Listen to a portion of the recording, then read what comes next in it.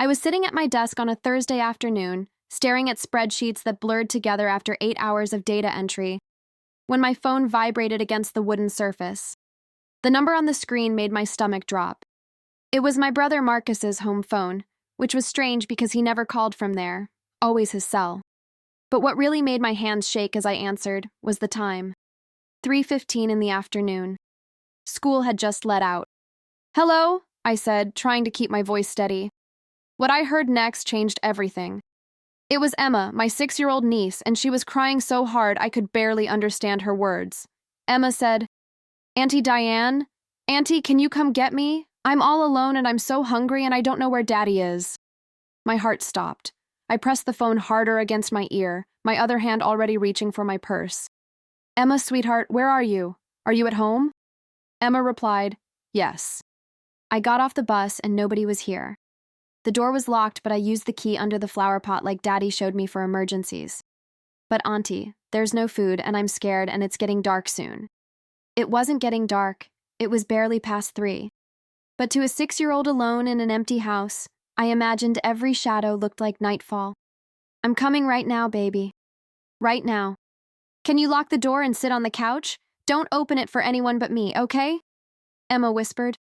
"Okay." I grabbed my things and practically ran out of the office. My manager, Patricia, looked up from her computer with concern. Patricia asked, "Diane, are you all right?" "Family emergency.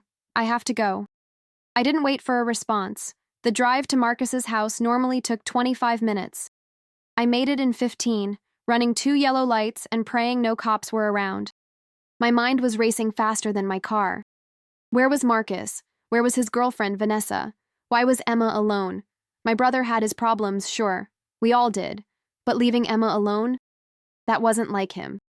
At least it wasn't like the Marcus I thought I knew. I pulled into the driveway of the small ranch house they rented on Oakwood Street. It looked normal from the outside. The grass needed mowing, but that was typical. Marcus worked 2 jobs and barely had time to sleep, let alone do yard work. I rushed to the door and knocked. "Emma, honey, it's Auntie Diane." I heard little footsteps running, then the click of the lock. The door opened, and there she was. My beautiful niece with her curly brown hair in messy pigtails, her school uniform wrinkled, her face streaked with tears. She threw herself into my arms. Emma cried, "You came." "Of course I came, baby. Of course I did." I held her tight, feeling her small body shaking against mine. Then I looked over her head into the house, and my heart sank even further. The living room was a disaster. Not just messy, but the kind of chaos that spoke of something seriously wrong. Empty takeout containers covered the coffee table. A pile of unopened mail sat on the floor. The kitchen visible beyond was worse. Dirty dishes filled the sink and counter. The trash can was overflowing. And when I opened the refrigerator, I found exactly what Emma had said. Nothing. Well, almost nothing. A half-empty gallon of milk that smelled sour, some condiments, and a moldy container of something I couldn't identify. "Emma, when did you eat last?" She thought about it, her little face scrunched in concentration. Emma answered, I had lunch at school. Mrs. Henderson gave me extra tater tots because she said I looked hungry." "What about breakfast?" Emma said, "I had crackers. The last ones in the box." "And dinner last night?" She looked down. Emma replied, "Daddy brought home pizza, but he said I could only have 1 slice because we had to make it last." 1 slice of pizza for a growing 6-year-old. Crackers for breakfast. I felt rage building in my chest, hot and fierce. Where the hell was my brother? I pulled out my phone and called Marcus. It went straight to voicemail. I left a message. "Marcus, it's Diane. I'm at your house with Emma. Call me immediately." Then I tried Vanessa. Same thing. Voicemail. "Emma, sweetie, I need you to tell me something very important, okay? When did you last see Daddy?" She climbed onto the couch, pulling her knees to her chest. Emma said, "He was here this morning. He said he had to go to work early and that Vanessa would be here when I got home from school. He promised." "And Vanessa didn't come?" Emma shook her head. She replied, "I waited and waited. I called Daddy's phone like he taught me, but he didn't answer. That's when I called you." Smart girl. At least Marcus had taught her that much. I sat down next to her and pulled her close. You did exactly the right thing, baby. I'm so proud of you. But inside, I was terrified. This wasn't just a mistake or bad timing. Something was very wrong. I'd known Marcus was struggling. We'd grown up in foster care after our mom died when I was 12 and he was 8.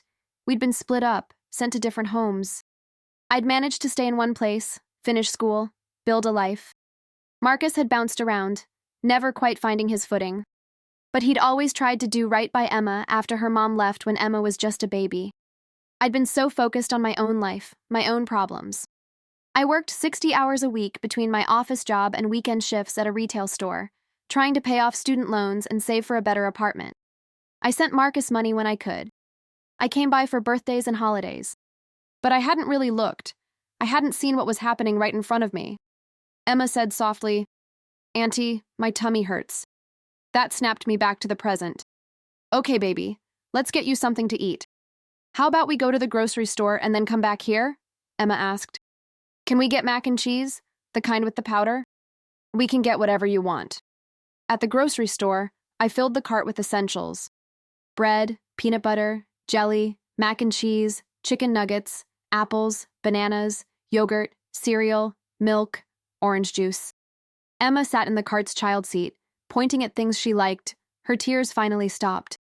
Other shoppers smiled at us, probably thinking we were just an aunt and niece on a fun shopping trip. They didn't know I was buying this food because my niece had been starving in an empty house. The bill came to $123. I used my credit card, the one I'd been trying to pay down for 2 years. It didn't matter. Emma mattered. Back at the house, I made her 2 grilled cheese sandwiches, sliced apples with peanut butter, and poured her a big glass of milk. She ate like she hadn't seen food in days. Maybe she hadn't. Not real food anyway. While she ate, I tried Marcus again.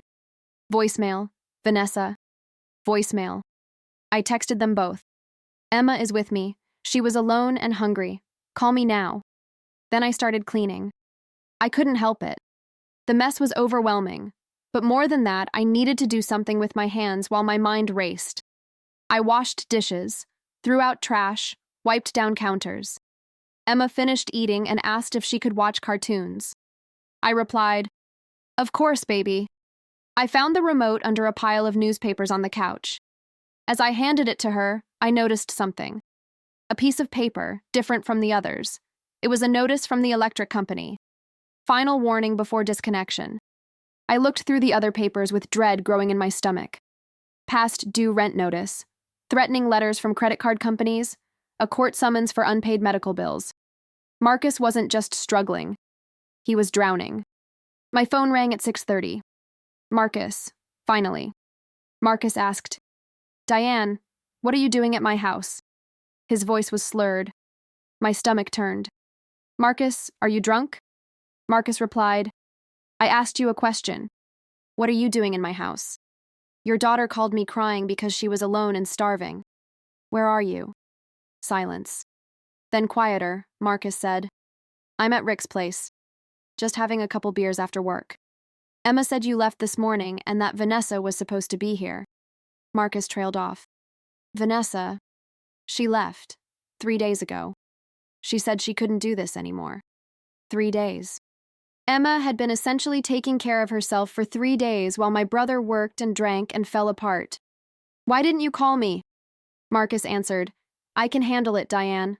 I'm her father." "You're not handling it, Marcus. There's no food in your house. Your bills are all overdue." Emma could have been seriously hurt or worse. What if there'd been a fire? What if someone broke in? Marcus snapped, "Don't lecture me. You think you're so much better than me? You got lucky, that's all. You got the good foster home. You got the breaks. I've been fighting my whole life. The old wound, the one that had never healed between us. The guilt I carried for having it easier while he suffered. But not this time. Not with Emma's safety at stake. I don't care about any of that right now, Marcus. I care about your daughter who is 6 years old and was terrified and hungry. Get it together. Come home. Be her father." He hung up on me. I stood there in the kitchen, shaking with anger and fear and something else. Responsibility. The weight of it settled on my shoulders like a heavy coat. Emma was watching her cartoons in the living room, oblivious to the adult conversation, finally looking peaceful. I couldn't leave her here. Not tonight. Maybe not for a while. I called my landlord. I said, "Mr. Peterson, this is Diane Morris. I need to ask you something. Is there any way Emma, my niece, can stay with me for a bit? I know my lease says no children, but this is an emergency." Mr. Peterson was a retired teacher, thankfully understanding. He asked, "How long are we talking about?" "I don't know yet. I'm hoping to get some things sorted out with my brother." He sighed. Mr. Peterson replied, "Officially, I didn't hear this conversation.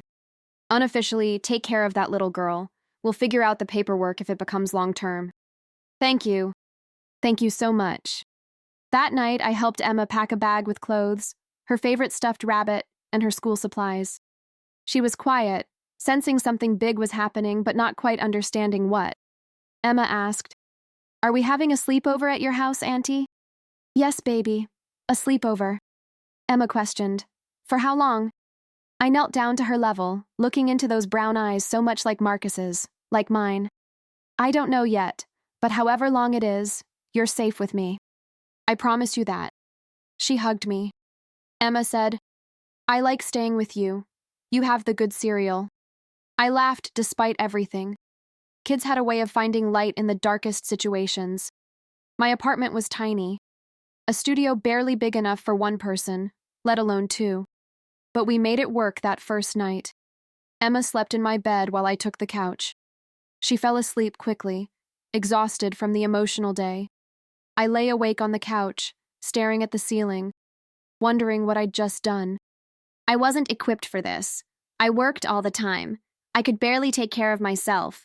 I'd never wanted kids, had actively avoided relationships because I was too damaged from my childhood to trust anyone enough to build a family. And now I had a 6-year-old depending on me. But when I looked over at her sleeping face, peaceful and trusting, something shifted in my chest. Maybe I wasn't equipped. Maybe I would fail. But I had to try. Because nobody had tried hard enough for me and Marcus when we were kids, and I'd be damned if I let that cycle continue with Emma. The next morning was chaos. I woke Emma up at 6, earlier than she was used to. We had to get ready fast because I had to drop her at school on my way to work. She was groggy and confused, asking for her dad. I helped her get dressed, made her breakfast, French toast because I'd bought eggs and bread the night before, and rushed us both out the door. At school, I walked her to the office. The secretary, Mrs. Yang, looked surprised to see me instead of Marcus. Mrs. Yang greeted us. "Good morning, Emma. Is your dad okay?" "I'm her aunt, Diane Morris. There's been a family situation, and Emma will be staying with me for a while. I need to update her emergency contact information." Mrs. Yang's expression shifted to concern. She said, "Of course. Let me get the forms." "Emma, sweetie, why don't you head to your classroom? You're not late yet." Emma hugged me goodbye, and I held her a little tighter than necessary. "I'll be here at 3 to pick you up, okay? Right when school ends." Emma asked, "Promise?" "I promise." After she left, Mrs. Yang handed me the forms. She mentioned, "Is Emma okay? We've noticed she's been coming to school without breakfast lately, seems tired." The guilt hit me fresh. "She's okay. She will be okay. Things have been difficult at home, but I'm stepping in to help." Mrs. Yang offered, "If you need resources, we have a social worker on staff. Food assistance, counseling for Emma if she needs it." I took the social worker's card with shaking hands. This was real. This was my life now. Thank you. At work, I couldn't concentrate. Patricia called me into her office mid-morning. Patricia said, "Diane, I need to know if everything is all right. You've been distracted, and yesterday you left without explanation." I'd always kept my personal life private at work, but now I didn't have that luxury.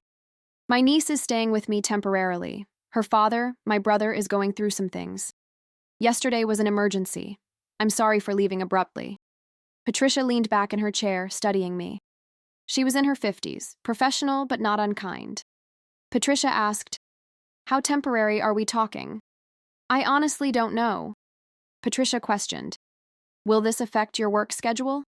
"I'll have to leave exactly at 5 to pick her up from school. And I can't stay late or come in early anymore. But I'll work through lunch to make up the time." She nodded slowly. Patricia stated, "Okay, We'll make it work. But Diane, I need you focused when you're here. Can you do that? Yes, I can do that. It was a lie. I couldn't focus. My mind was on Emma all day, wondering if she was okay, if she was eating lunch, if the other kids were being nice to her. At 3, I left work exactly on time, ignoring the pointed look from a coworker who regularly stayed until 6 or 7. I didn't care. Emma was waiting. She ran to me when she saw me outside the school, her backpack bouncing. Emma exclaimed, "You came! I told you I would." Emma said matter-of-factly, "I know, but I was still worried." She'd learned not to trust promises. That became our routine. Wake up early, rush to get ready, drop Emma at school, work, pick up Emma, go home, make dinner, help with homework, even though first-grade homework was minimal, bath time, bedtime stories, and finally bless sleep. Then wake up and do it all again. My weekend shifts at the retail store had to stop. I couldn't afford childcare, and I couldn't leave Emma alone. My manager there, Tom, wasn't as understanding as Patricia. Tom said, "I'm sorry, Diane, but if you can't work weekends anymore, I'll have to let you go. Those are our busiest days." I understand. I didn't fight it.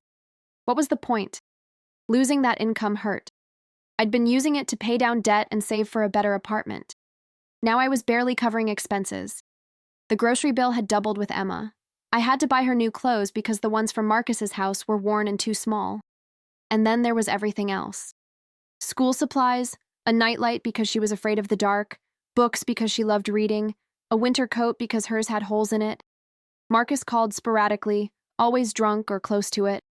Sometimes apologetic, promising to get Emma soon. Other times angry, accusing me of stealing his daughter.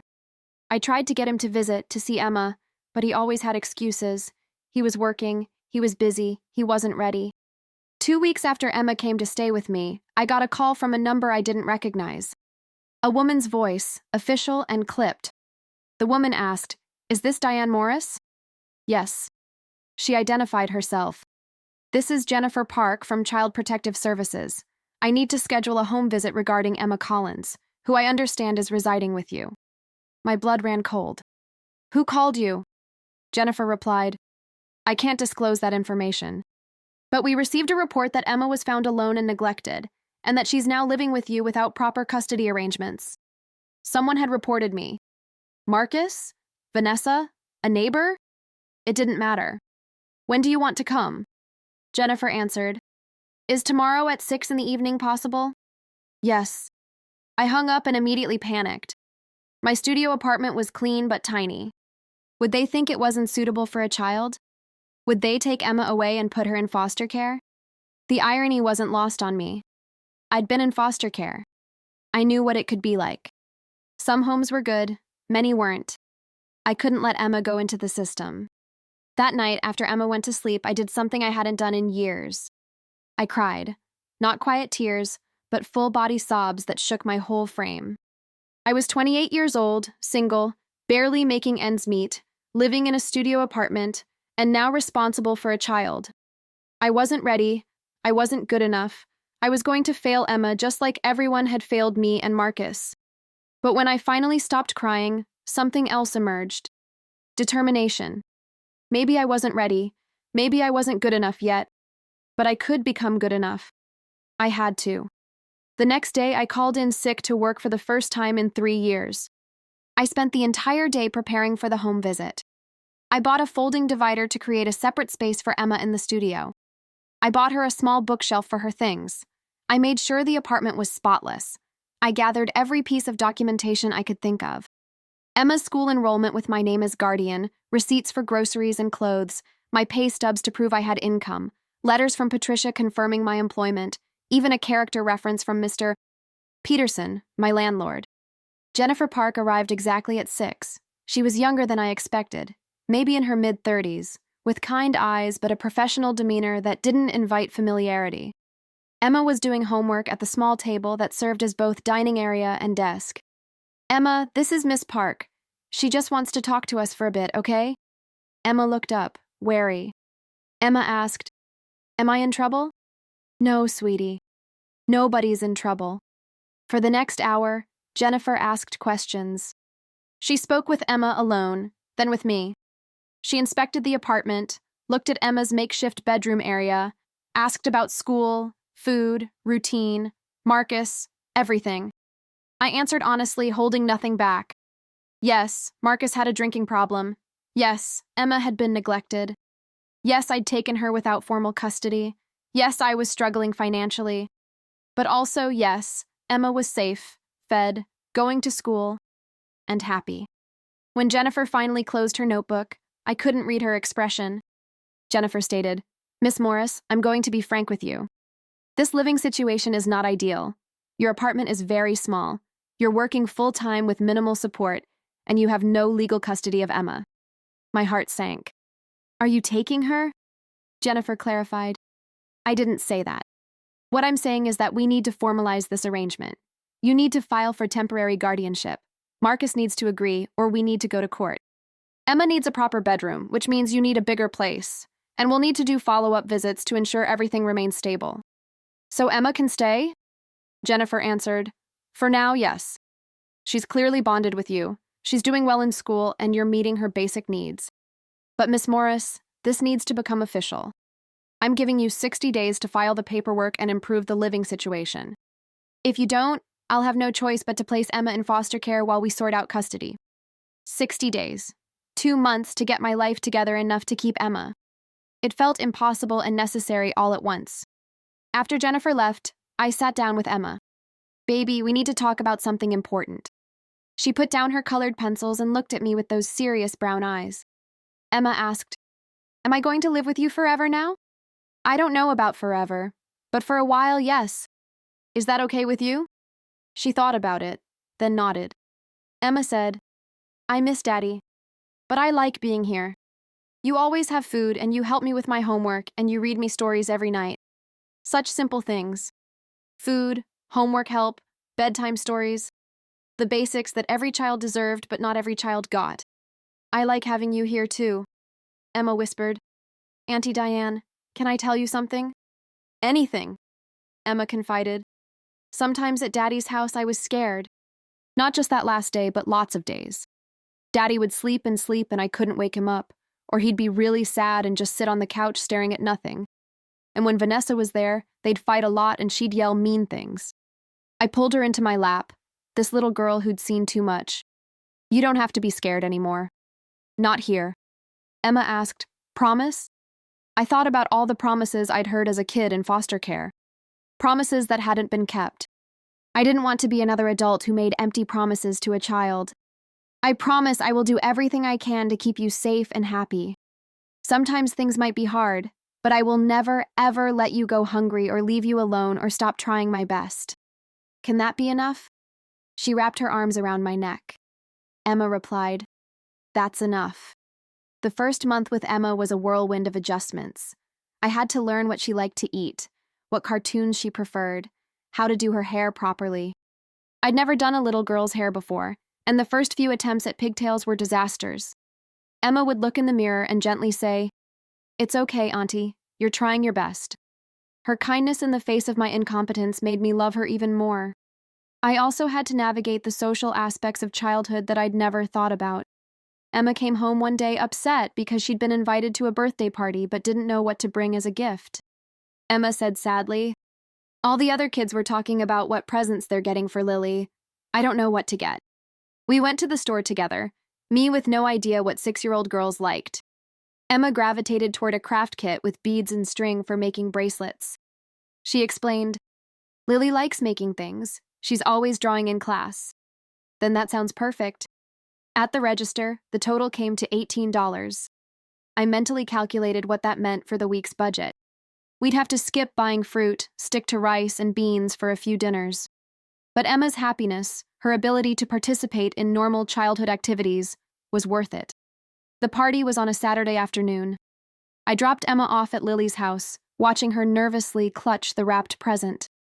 Lily's mom, Karen, greeted us at the door. Karen said warmly, "You must be Emma. And you're her aunt? Come in, come in." I hesitated. "Actually, I was just going to drop her off." Karen insisted, "Nonsense. Parents stay. We've got coffee and cake. Plus, it's good for the kids to see familiar faces.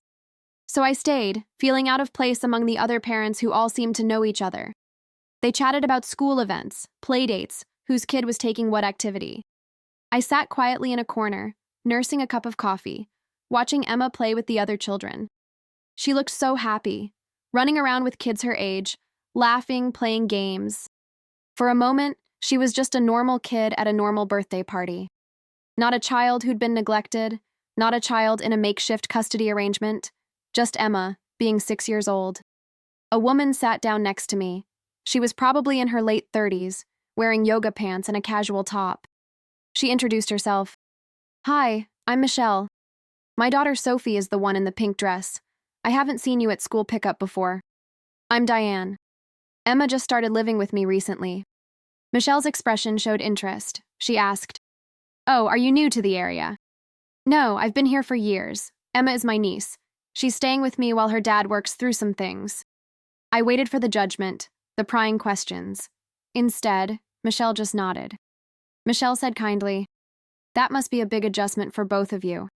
If you ever need anything, like if you need someone to pick Emma up from school in an emergency, I'm happy to help." Sophie and Emma seemed to have become good friends. The unexpected kindness brought tears to my eyes. "Thank you, that means a lot." Michelle continued. "I mean it. We single moms have to stick together." I didn't correct her assumption that I was Emma's mom. In a way, I was becoming that, whether I'd planned to or not. When I picked Emma up after the party, she was buzzing with excitement. Emma chattered, "Auntie, that was so fun. We played musical chairs and I won a prize. And Lily loved the present. She said she wants to make bracelets with me at recess." Watching her enthusiasm, seeing her finally have normal childhood experiences, made every struggle worth it. That weekend, I did what I should have done weeks ago. I called my brother and told him we needed to talk in person, sober. Surprisingly, he agreed. We met at a coffee shop on Sunday morning while Emma was at another birthday party, this time for her classmate Tyler. Marcus looked terrible. He'd lost weight, had dark circles under his eyes, and his hands shook when he lifted his coffee cup. "You look like hell," I said. Marcus responded, "Thanks, you look tired too." "I am tired. I'm exhausted. Do you know how hard it is to work full-time and take care of a 6-year-old? He looked down. Marcus admitted, "I used to know. Before I stopped being able to handle it." "Marcus, what happened? When did it get this bad?" He was quiet for a long time. When he finally spoke, his voice was barely above a whisper. Marcus explained, "After Vanessa left. Hell, before that. I've been drinking too much for over a year.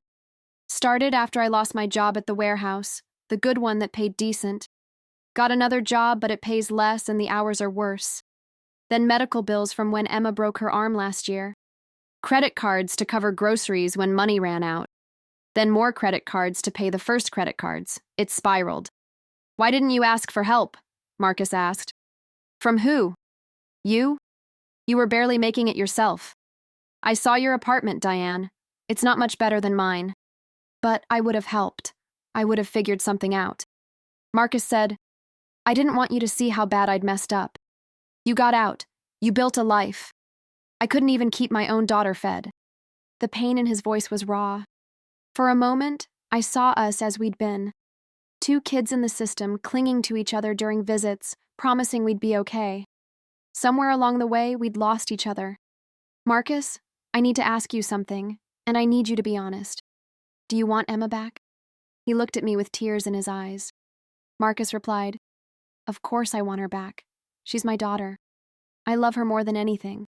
Wanting her isn't enough." "Can you take care of her? Right now, today? Can you provide what she needs?"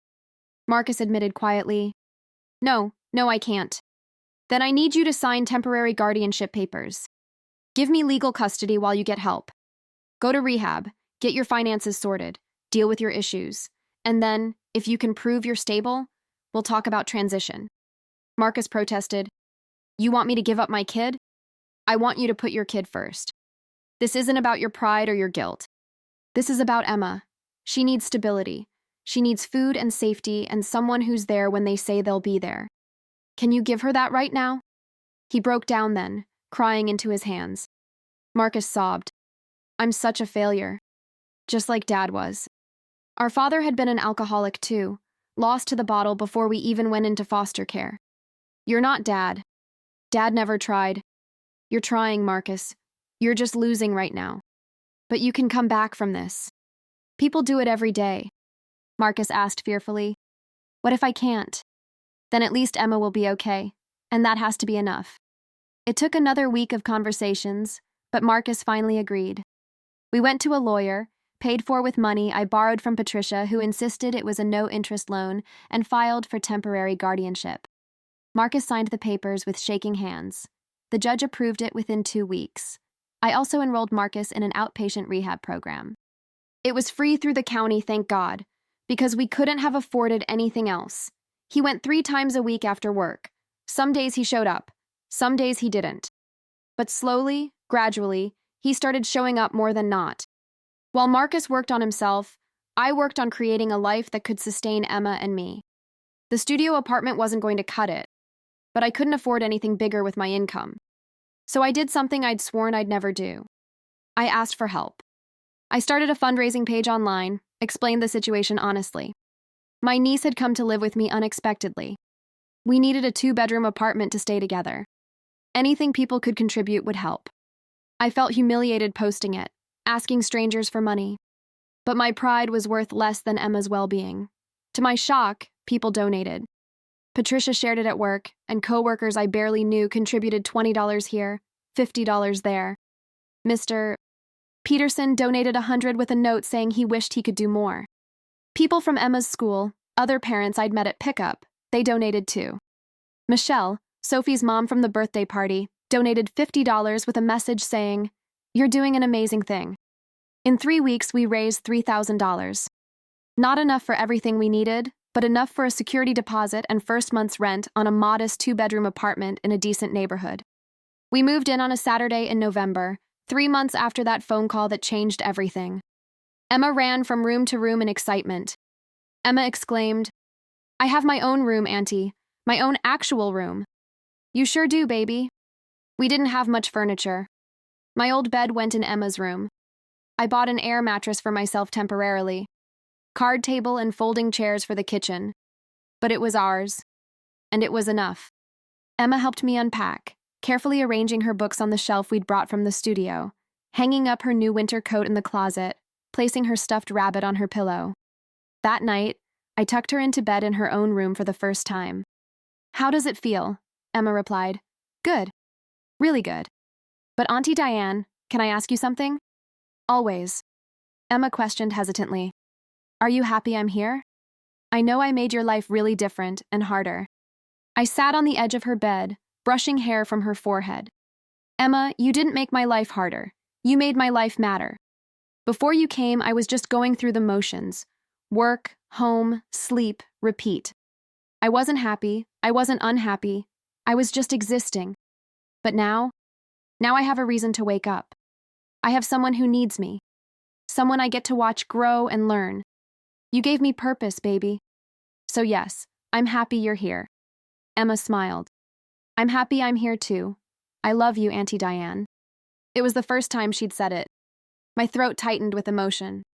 "I love you too, Emma. So much."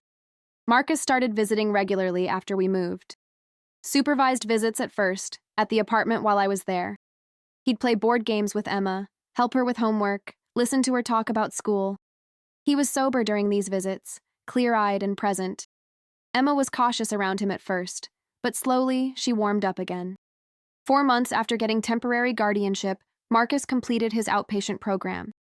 He'd been sober for 90 days, had gotten a promotion at work, and was catching up on his bills. He asked if he could take Emma for a day, just the 2 of them. I was terrified, but I also knew he needed to rebuild his relationship with her. "One day," I agreed. "And you call me every few hours." He picked Emma up on a Saturday morning. They went to the zoo, then out for pizza, then to a park. Emma came home exhausted and happy, telling me everything they'd done. Marcus had been good, she said. He didn't smell like beer. He listened to her. He was like the old daddy, the good daddy. That night, after Emma was asleep, Marcus stayed to talk. He said simply, "Thank you." For what? Marcus explained. For saving my daughter. For saving me. I don't know where we'd be if you hadn't stepped up that day. You would have figured it out eventually. Marcus disagreed. No, I wouldn't have. I was drowning and I didn't even realize I could still swim. You threw me a life preserver. You're doing the swimming yourself, Marcus. All I did was care for Emma while you got strong enough to swim again. Marcus asked hopefully. Will you let her come stay with me sometimes? Weekends, maybe? Let's take it slow. Keep doing what you're doing. Keep showing up. When you get your place cleaned up and stable, we'll talk about overnights. He nodded. Marcus promised, I'm going to prove to you that I can do this. I'm going to be the dad Emma deserves. I believe you can. But Marcus, if you slip, if you start drinking again, you have to tell me. Don't hide it. Don't let it get bad before asking for help. Marcus vowed, I won't. I promise. The weeks following the move into our 2-bedroom apartment brought new challenges I hadn't anticipated. Emma started having nightmares. She'd wake up screaming, calling for her dad, disoriented and terrified. The first time it happened, I rushed into her room to find her sitting up in bed, tears streaming down her face. Emma cried out, Where's Daddy? I had a dream he was gone forever and I couldn't find him. I held her close, rocking her gently. Daddy's okay, baby. He's at his apartment, working on getting better. He loves you so much. But she couldn't be consoled easily. Emma sobbed, What if he forgets about me? What if he stops coming to visit? He won't forget you.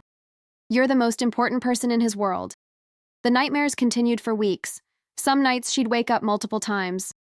I'd sit with her, reading stories or singing soft songs my foster mother used to sing to me when I couldn't sleep. Those were the songs that had made me feel safe when nothing else did, and I hoped they'd do the same for Emma. During this time, I also noticed Emma was struggling at school in ways that hadn't been obvious before. Her teacher, Mrs. Rodriguez, called me in for a conference. We sat in tiny chairs meant for first graders, and she pulled out a folder of Emma's work.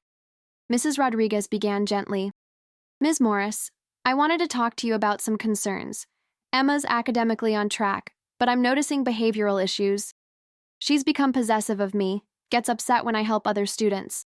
Yesterday, she had a complete meltdown when another child sat in what she considers her spot at the reading circle. My heart sank. I didn't know. She hasn't mentioned any problems. Mrs. Rodriguez continued, I think Emma's experiencing attachment anxiety. Given what you've shared about her home situation, this makes sense. She's afraid of losing the people she depends on. The school counselor, Ms. Chen, would like to start seeing Emma once a week. Yes, of course, whatever she needs. That evening, I sat Emma down for a difficult conversation. I said carefully, Baby, Mrs. Rodriguez told me you've been having some hard feelings at school. Want to talk about it? Emma looked down at her hands. She mumbled, I don't like when Mrs. Rodriguez talks to other kids. She's supposed to be my teacher. She is your teacher. But she's also the teacher for everyone in your class. Just like I'm your auntie, but that doesn't mean I can't talk to other people. Emma's eyes filled with tears. She confessed, but what if you start liking other people more than me? What if you decide I'm too much trouble and you don't want me anymore? The fear in her voice broke my heart. This little girl had been abandoned by her mother, neglected by her father during his worst moments, and now she was terrified I'd leave too. I pulled her onto my lap. Emma, listen to me very carefully. I chose you. When I could have walked away, when things got hard, when money got tight, I chose to keep fighting for you. That's not going to change. You're not too much trouble. You're not a burden. You're my family, and family doesn't give up on each other. Emma asked in a small voice. Promise? I promise. And you know what else? We're going to talk to someone who can help you with these scared feelings. Her name is Ms. Chen, and she's really good at helping kids feel less worried. Starting therapy for Emma meant adding another commitment to our already packed schedule. Every Wednesday at 4, I'd pick her up early from school and drive 20 minutes to Ms. Chen's office. The first few sessions, Emma was reluctant, hiding behind me and refusing to talk. But Ms. Chen was patient and skilled. She used play therapy, letting Emma express her feelings through dolls and drawings. After the 4th session, Ms. Chen asked to speak with me privately while Emma played in the waiting room. Ms. Chen explained, Emma's making progress, but she needs consistency right now more than anything. She needs to know that her life is predictable, that the people she depends on will be there. That means you need to be incredibly reliable. No last-minute changes, no broken promises, even small ones. I understand, Ms. Chen added. I also want to talk about Marcus. Emma has very conflicted feelings about her father. She loves him, but she's also angry with him. That's normal and healthy. Don't try to make her feel differently about him. Let her have her feelings. This advice proved crucial during one of Marcus's visits. He'd been doing well, showing up sober and engaged. But one Saturday, he was supposed to take Emma to the park, and he called 30 minutes before pickup time. Marcus said, his voice strained, "Diane, I can't make it today. Something came up at work." Something came up. The same excuse I'd heard 100 times growing up when foster parents canceled visits with my brother. "Marcus, you promised Emma. She's been excited about this all week." He got defensive. Marcus snapped. "I said something came up. I can't help it if my boss needs me to cover a shift." "Then you tell her yourself. You call her and explain why you're breaking your promise." Silence. Then quieter, Marcus said, "Can't you just tell her I'm sick or something?" "No. I won't lie to her. You made a commitment. If you're breaking it, you own it." He hung up. 10 minutes later, he called back. Marcus admitted, "Okay, let me talk to her." I handed the phone to Emma, who'd been sitting on the couch in her jacket, ready to go. I watched her face fall as Marcus explained. Emma said quietly, "Okay, Daddy, I understand." She handed the phone back to me and went to her room without a word. I found her a few minutes later, crying into her stuffed rabbit. I sat on the edge of her bed, not sure what to say. Emma looked at me with red eyes. She asked, "Why does Daddy keep doing this?" I chose my words carefully. "Your daddy loves you very much, but he's still learning how to be the dad you deserve. Sometimes he makes mistakes," Emma said, her voice harder than I'd ever heard it. "I hate him." "You don't hate him. You're angry with him. That's different." She shook her head violently. Emma insisted. "No, I hate him. He always says he's coming and then he doesn't. He always promises things and then he breaks his promises. Why can't he just be normal like other daddies?" I let her cry, let her rage. Ms. Chen had said not to minimize her feelings, so I didn't. When she finally calmed down, I asked, "What would help you feel better right now?" Emma thought about it. She suggested, "Can we make cookies? The chocolate chip ones?" "We can absolutely make cookies." We spent the afternoon baking. Emma measured ingredients, mixed batter, carefully placed dough on the cookie sheet. As we worked, she talked more about her feelings. Emma said, "Auntie Diane, I don't really hate Daddy. I'm just sad." "I know, baby." She continued, "Sometimes I think it's my fault. Like if I was better or less trouble, he wouldn't have started drinking." I stopped what I was doing and knelt down to her level. "Emma, look at me. Your daddy's problems have nothing to do with you. Adults make their own choices. The things that happened aren't your fault. Not any of it." Emma asked, "Are you sure?" "I'm absolutely sure. You're a wonderful, smart, kind little girl. Your daddy's addiction is about his own pain, not about anything you did or didn't do." That conversation marked a turning point. Emma started opening up more in therapy, working through her feelings about Marcus, about her absent mother, about the fear and uncertainty that had defined her early years. Progress wasn't linear. There were good days and setbacks. But slowly, she was healing. Meanwhile, I was dealing with my own challenges. Work had become increasingly stressful. My company was going through restructuring, and there were rumors of layoffs. Patricia pulled me aside one afternoon. Patricia said seriously, "Diane, I need to be honest with you. Your name came up in the discussions about cuts." My blood ran cold. "What? Why? I've been here for 6 years. My performance reviews are good." Patricia explained reluctantly, "It's not about performance. It's about flexibility. You leave at 5 sharp every day. You can't work late. You can't travel. In a company that values people who can be available 24/7, that makes you vulnerable. I have a child to take care of." "I thought you understood that," Patricia assured me. "I do understand, and I'm fighting for you, but you need to be prepared. If layoffs happen, you might be affected."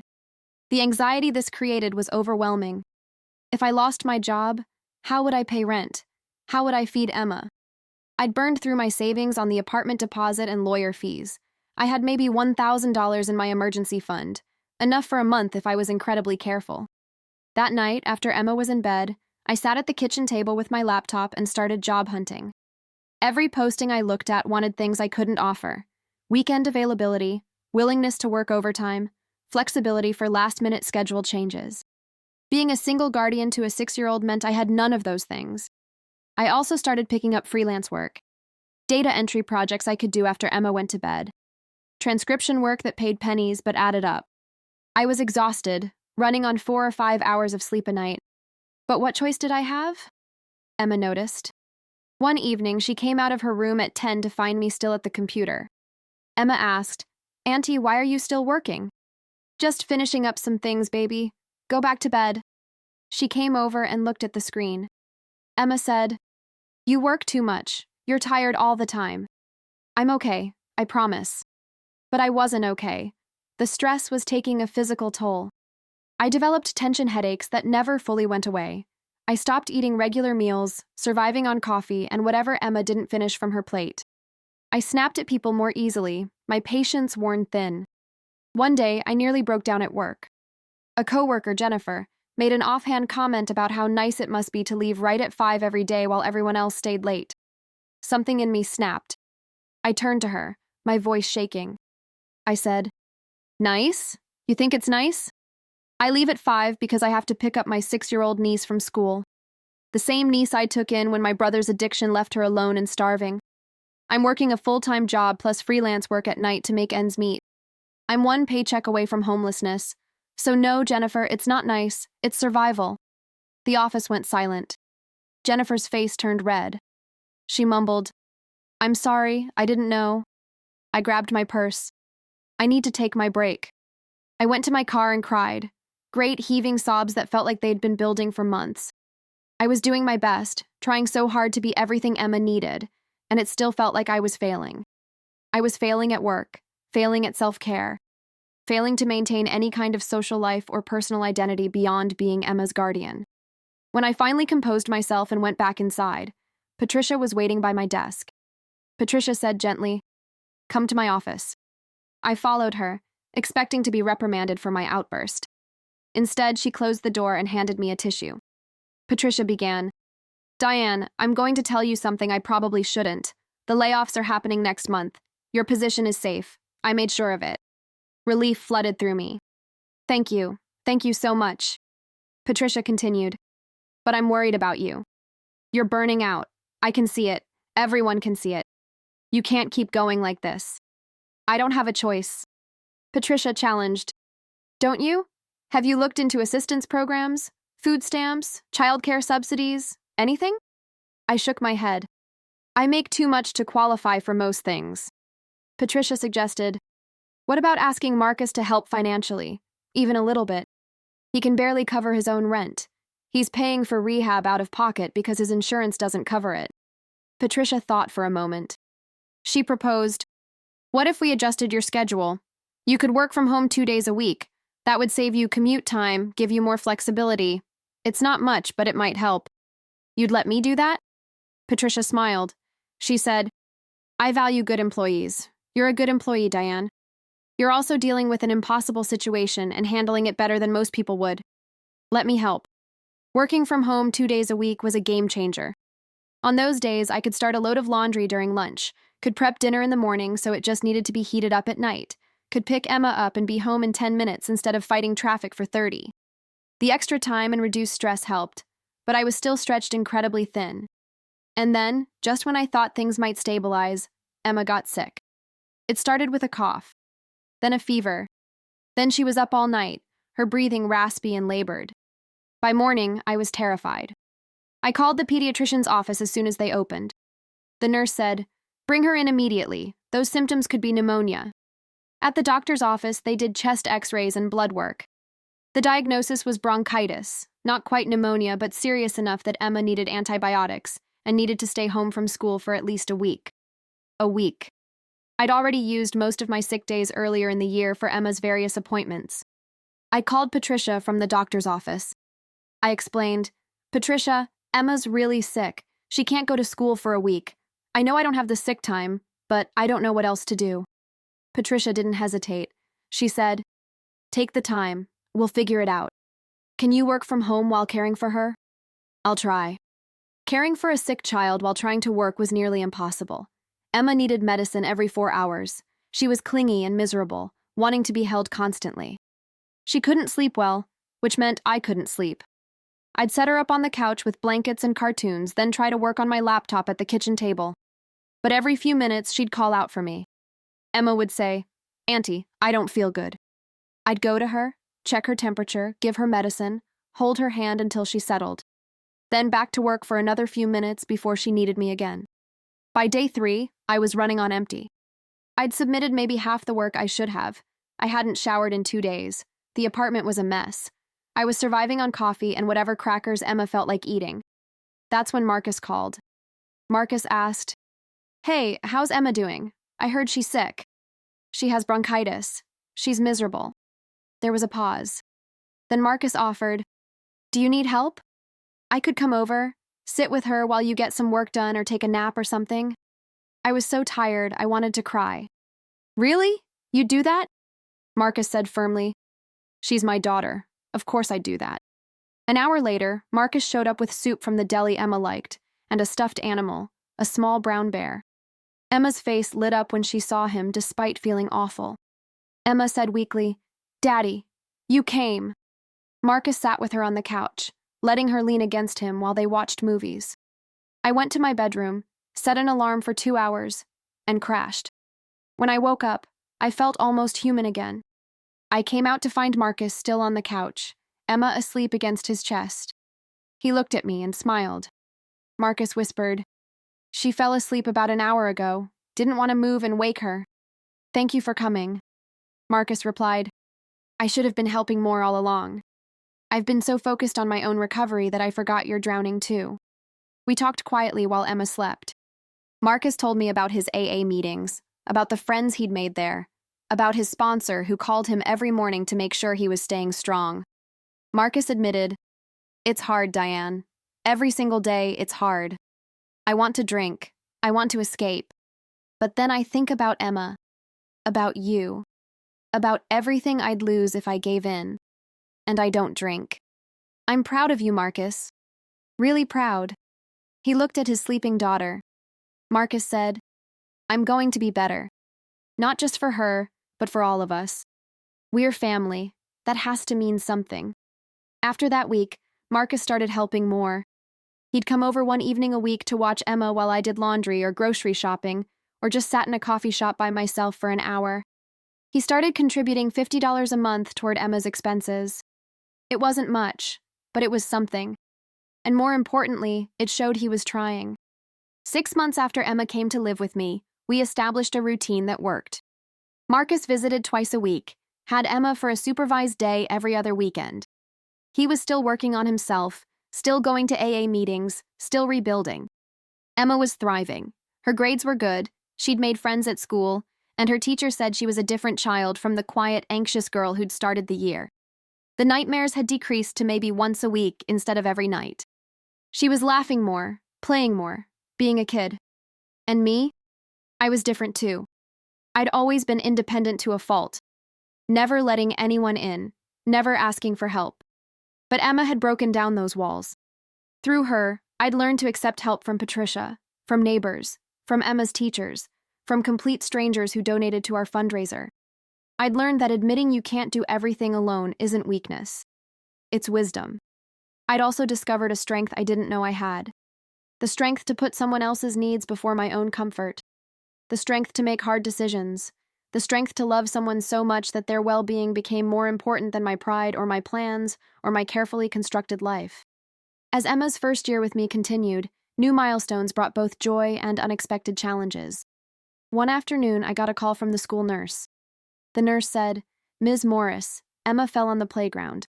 She's okay, but she hit her head and we think she should be checked out by a doctor." My heart raced as I rushed to the school. When I got there, Emma was sitting in the nurse's office with an ice pack on her forehead. She saw me and burst into tears. Emma cried, "I was playing on the monkey bars and I fell. It hurts." I took her to urgent care to be safe. The doctor checked her for concussion symptoms and gave us the all clear. But the incident shook me more than I expected. That evening, as I tucked Emma into bed, she asked, "Auntie, what would happen to me if something happened to you?" The question caught me off guard. "What do you mean, baby?" Emma explained. "Today when I fell, I was scared. But then you came and I felt better. But what if you got hurt? Who would take care of me?" It was a question I'd been avoiding thinking about. "I'm not going anywhere, Emma. I promised to be very careful." But her question haunted me. I needed to set up a proper will, designate what would happen to Emma if something happened to me. The lawyer helped me set up guardianship designations with conditions for Marcus. That realization pushed me to start building more of a support network. I started attending a support group for kinship caregivers at a community center. At my first meeting, I sat in a circle with 8 other people, all of them looking as tired and overwhelmed as I felt. The facilitator, Grace, welcomed me. Grace said warmly, "We're glad you're here. Why don't you introduce yourself?" I took a deep breath. I began. "I'm Diane. I'm raising my 6-year-old niece, Emma. Her dad, my brother, has addiction issues. I've had her for about 7 months now. It's been really hard." The others nodded with understanding. After the meeting, a grandmother named Carol gave me her phone number. Carol offered, "If you ever need someone to talk to, call me." This journey is hard, but it's easier when you're not alone. Carol became a lifeline over the next months, someone who understood what I was going through. Meanwhile, Emma was growing and changing. She'd started making real friends at school. One day, Emma asked, "Auntie, can Maya come over for a playdate?" Saturday came, and Maya's mom, Christine, dropped her off. I watched Emma and Maya play, drawing pictures, dressing up, giggling. They were just kids being kids, and seeing Emma so happy made me realize how far we'd come. When Christine picked Maya up, Maya hugged Emma goodbye. Maya said, "That was so fun. Can we do it again?" After they left, Emma threw her arms around me. She said, "Thank you for letting Maya come over. This was the best day ever." Such a simple thing. A play date. But it represented normalcy, friendship, childhood. As winter approached, new challenges emerged. Emma needed winter clothes, my car needed repairs, the heating bill was higher than expected. I sat at the kitchen table trying to make the numbers work. They didn't. Finally, I did something I'd never done before. I went to the food bank. A volunteer greeted me kindly as I filled out forms with shaking hands. Within 20 minutes, I was loading bags of groceries into my car. As I drove home, I cried. Not from shame this time, but from gratitude. Accepting help wasn't weakness. It was what I needed to do to take care of Emma. That night, after Emma was in bed, I didn't do freelance work. I took a hot bath, read a book, and went to bed at a reasonable hour. The next morning, I woke up feeling more rested than I had in weeks. I couldn't pour from an empty cup. If I burned out completely, I'd be no good to Emma, so I started building in tiny moments of self-care, a 15-minute walk during lunch, saying no to extra projects when overwhelmed, accepting help when offered. Around this time, Marcus reached 6 months sober. He called me with pride in his voice. Marcus announced, "6 months, Diane, half a year without a drink." "Marcus, that's amazing. I'm so proud of you." Marcus said seriously, "I want to make amends. Can I come over this weekend? I need to talk to you and Emma." That Saturday, Marcus arrived looking healthier than I'd seen him in years. We sat in the living room together. Marcus began, "Emma, I need to say I'm sorry. I'm sorry for all the times I let you down, for leaving you alone, for not being the daddy you deserved." Emma looked at him seriously. She said, "It's okay, Daddy." Marcus shook his head. He insisted, "No, Bug, it's not okay. But I'm working really hard to be better. Can you forgive me?" Emma thought about it. Emma replied, "I forgive you, Daddy, but I'm still mad sometimes. Miss Chen says that's okay."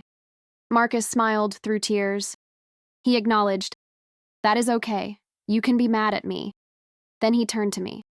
Marcus said, "Diane, I'm sorry for putting all of this on you. You've saved Emma's life. You've saved mine too. I don't know how to repay you." I wiped my own tears. I responded, "You don't need to repay me, Marcus. You need to keep showing up. Keep being there for Emma." That's how you make amends. He nodded.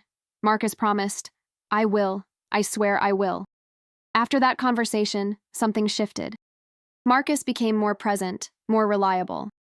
He started taking Emma for regular weekend visits. He'd call her every night to say goodnight. But Emma's home was with me now. Her life, her routine, her stability centered around our apartment. And neither Marcus nor I wanted to disrupt that, not when she was finally thriving. One evening in late spring, almost a year after that terrible phone call, I was making dinner while Emma did homework at the kitchen table. She looked up at me suddenly and said, Auntie Diane, I wrote an essay for school about who my hero is. Want to hear it? Of course. She cleared her throat dramatically and began reading from her notebook. Emma read, My hero is my Aunt Diane. When I needed help, she came and got me. She gave me her bed and then she got us a house where I have my own room. She makes me breakfast every day and packs my lunch and reads me stories at night. She helps me with homework even when she's tired from work. She taught me that family means being there when someone needs you. She taught me that it's okay to ask for help. She taught me that love means doing hard things. My Aunt Diane is my hero because she saved me. I had to turn away, pretending to stir the pasta so she wouldn't see me crying. That's beautiful, baby. Emma stated, It's true. You did save me. You saved me too, Emma. You just don't realize it yet. And it was true. I'd spent so many years after foster care just surviving, afraid to connect too deeply with anyone because I'd learned that people leave. But Emma hadn't given me a choice. She'd needed me, and in needing me, she'd given me permission to need too. To need help, to need community, to need purpose. That phone call had terrified me. Taking Emma had overwhelmed me. The responsibility had nearly crushed me. But somehow we'd made it work. Not perfectly. There were still hard days, still moments when I questioned everything, still fears about the future. Marcus's sobriety was a day-by-day thing. Money was still tight. The apartment was still modest. But we had each other, and we had something I'd never really had before. A home. Marcus eventually did get stable enough for weekend visits without supervision. A year and a half after Emma came to live with me, he moved into a clean apartment, proved he could maintain sobriety and stability, and we worked out a custody arrangement. Emma would live primarily with me during the school year, but spend summers and holidays with Marcus. It wasn't perfect, but it was working. The day Emma packed a bag to go spend her first weekend at Marcus's new place, I helped her choose which stuffed animals to bring. She was excited, but also nervous. Emma asked quietly, What if it's like before? Then you call me and I come get you. But Emma, I don't think it will be. Your dad has worked really hard to be ready for this. Emma questioned, Are you sure? I'm sure that he loves you and he's trying his best. That's all anyone can do. She hugged me tight. Emma said, I'll miss you. I'll miss you too, but it's just 2 days, and then you'll be back and you can tell me all about it. After Marcus picked her up, the apartment felt too quiet. I wandered from room to room, not sure what to do with myself. For the first time in a year and a half, I was alone. Really alone. No Emma asking questions, no homework to help with, no dinner to make for two. I should have felt relieved. Instead, I felt lost.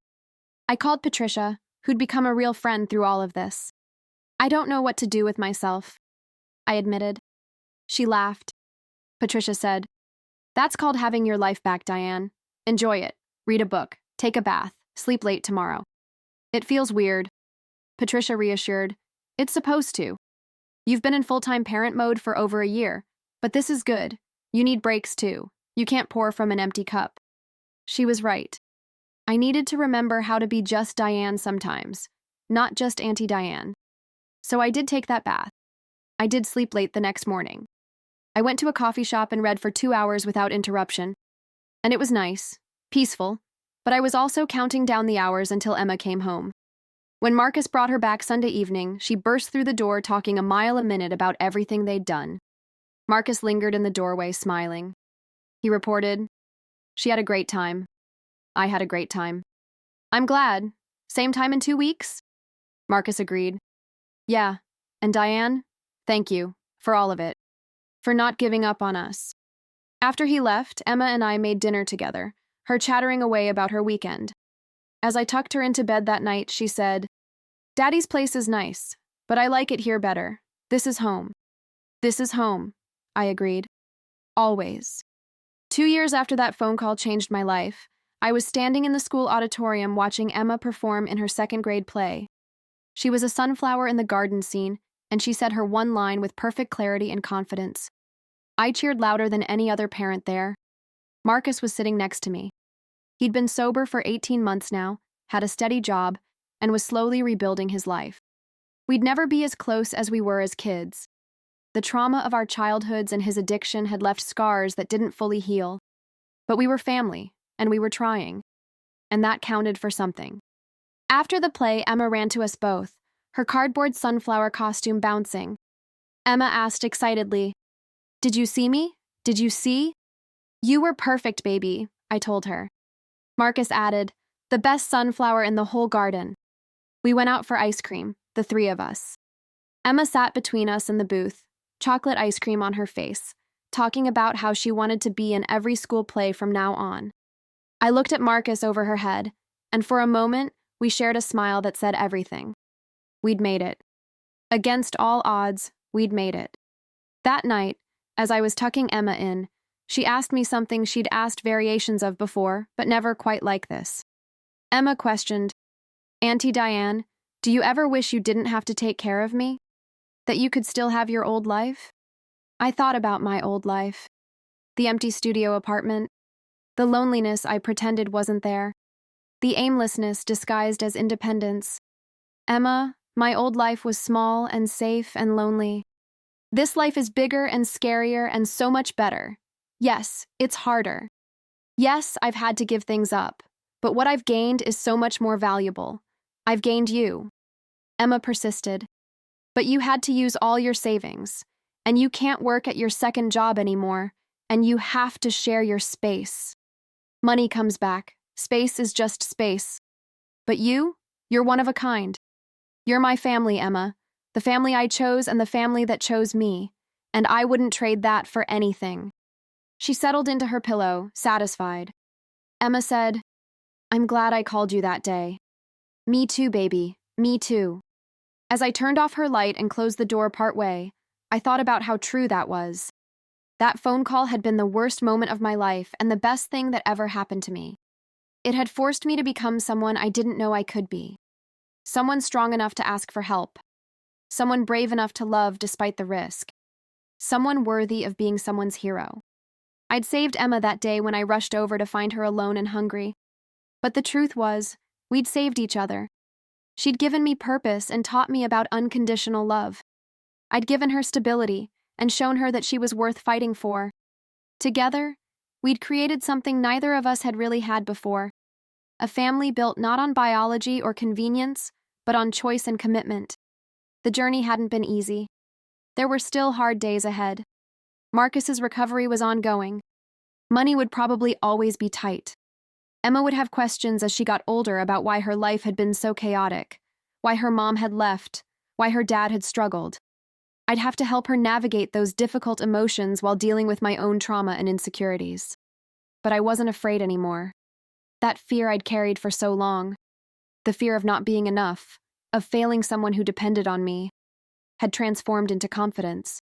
Not the confidence that I'd never make mistakes, but the confidence that I could handle whatever came, that I could ask for help when I needed it, that I could keep showing up, keep trying, keep loving even when it was hard. Emma had called me that day crying and alone and hungry. I'd rushed over not knowing what I'd find, not knowing that my whole life was about to change. And now, 2 years later, I couldn't imagine my life any other way. She was mine, and I was hers, and together we were building something beautiful out of what had started as a crisis. That's the thing about life, I'd learned. Sometimes the worst phone call you ever receive leads to the best thing that ever happens to you. Sometimes the thing you think will break you actually makes you stronger. Sometimes the responsibility you never wanted becomes the purpose you didn't know you needed. Emma was sleeping peacefully in the next room, safe and fed and loved. Marcus was in his own apartment, sober and stable and fighting every day to be better. And I was sitting on my couch in our modest 2-bedroom apartment, finally understanding what it meant to be home. The girl who'd grown up in foster care, who'd learned not to trust or depend on anyone, who'd built walls around her heart to protect herself, had somehow become a mother figure to a little girl who needed her. And in becoming what Emma needed, I'd become what I needed too. Someone who mattered. Someone who made a difference. Someone who loved and was loved in return. I picked up my phone and scrolled to the photos. There were dozens of Emma now. Emma on her first day of school after moving in with me. Emma at her birthday party, blowing out candles. Emma and Marcus at the zoo. Emma in her sunflower costume. Each picture a moment in our story, a chapter in the life we were writing together. I added a new photo to my home screen. It was from today, after the play. Emma in the middle, Marcus on one side, me on the other, all of us smiling. Imperfect, still healing, but together. A family that had been broken and was slowly putting itself back together, piece by piece, day by day. My phone buzzed with a text from Patricia. She asked, "How was the play?" She was amazing, thank you for asking. Patricia suggested, "Coffee this week? I want to hear all about it." Definitely. Thank you for everything, Patricia, for being there for us. Patricia replied, "That's what friends do. See you tomorrow." Friends, family, purpose, love. All the things I'd convinced myself I didn't need or deserve. All the things that had found me anyway when I answered that phone call and heard Emma's voice asking for help. I turned off the lights and headed to bed, content in a way I'd never been before. Tomorrow I'd wake up early, make breakfast for Emma, get her ready for school, go to work, pick her up, help with homework, make dinner, read bedtime stories. The same routine we'd established, the routine that had become the backbone of our life together. It wasn't a perfect life. It wasn't the life I'd planned. But it was ours, and it was good, and it was enough. More than enough. As I drifted off to sleep, I thought once more about that phone call. Emma's small voice, scared and alone, asking me to come. I'd rushed over without thinking, driven by love and fear and instinct, and in rushing to save her, I'd saved myself too. That's what heroes do, Emma had written in her essay. They show up when you need them. They do hard things because love requires it. They teach you that family isn't about being perfect, it's about being present. If I was Emma's hero, it was only because she'd made me brave enough to try. And if she'd saved me, it was because she'd given me a reason to stop just surviving and start actually living. We were going to be okay, Emma and Marcus and me. Not perfect, not without struggles, but okay, together. And that was the happy ending I hadn't known I was looking for, hidden inside the crisis that had seemed like the end of everything. Sometimes the thing that breaks your life apart is actually breaking you open to let the light in. Sometimes the call you dread receiving is the call that saves you both.